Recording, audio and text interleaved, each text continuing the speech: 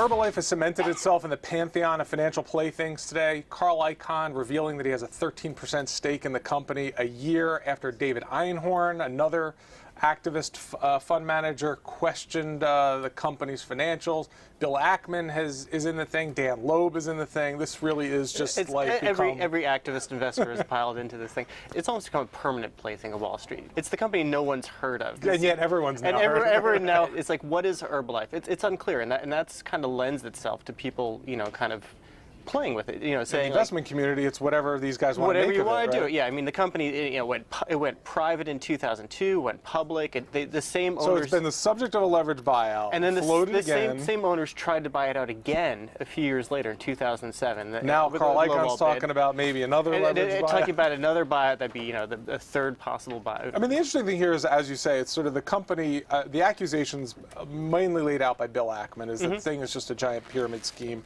and that it ought to be taken down by regulators. Exactly, and that's a good question, and it's not at all apparent to anyone who looks at this company. Is that actually true? I mean, that's what started off this latest round of obsession over it, because Einhorn went about a year ago on. He got on one of the calls, one of the conference calls, and asked a couple of questions, saying, okay, how much of your sales are to out-of-network people? That's because if it's a pyramid scheme, the thing is, what people do is they want to become one of the big sellers. So they buy all this stuff, and they turn out they can't sell it to their friends.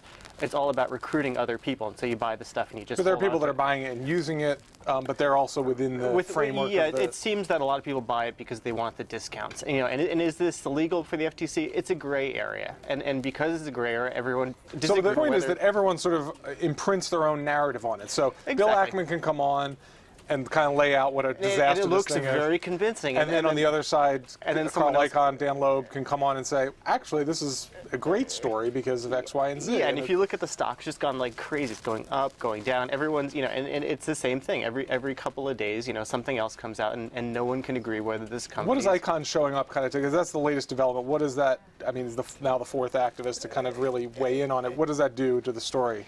It doesn't really do much. It doesn't do much.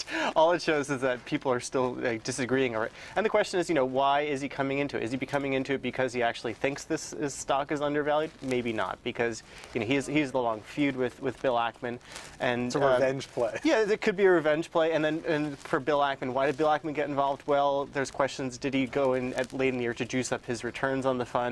Right, that's the accusations that have been made by Icahn. Right. And so it becomes, because so Herbalife kind of sits in the middle of this massive storm of financial and because it can be whatever people want it to be, people make it whatever they want it to be. So if Icahn wants to get back at Ackman, this is a very nice vehicle to do so. Ackman it sounds like it's a story that's going to keep on giving for us. Yeah.